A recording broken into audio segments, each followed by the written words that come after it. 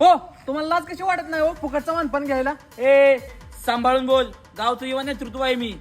नेतृत्व त्यासाठी आधी कर्तृत्व तरी करा. गावाच्या हिताचं नंतर आधी आपलं कसं साधल अशी भावना तुमची. पोरं 2-2 महिने नियोजन करतात, प्लॅनिंग करतात.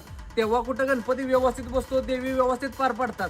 हा, आणि जेव्हा कुठं 4 लोक गोळा होणार असतील त्यावेळी तुम्ही येता आणि पुढं करता. करणारच. हवा व्हायला नको का आमची? हवा? अरे तुमच्या आईला पण असं वाटत असेल की ह्याला कशाला जन्म दिलाय? आयुष्यभर नेत्यांच्या मागं मागं फिरायचं, 1 रुपया कमवायची अक्कल नाही आणि आमच्यासारख्या मंडळातल्या पोरांना ज्ञान पाजत बसताय वे. ए तुला काय माहित आहे, साहेबांचा सगळ्यात खास माणूस आहे मी. खास? साहेबांनी कधी जेवणाचा वास तरी दिलाय का? साहेब जेवणार 5 स्टार हॉटेलमध्ये आणि तू खाणार टपरीवर. ही तुझी लायकी?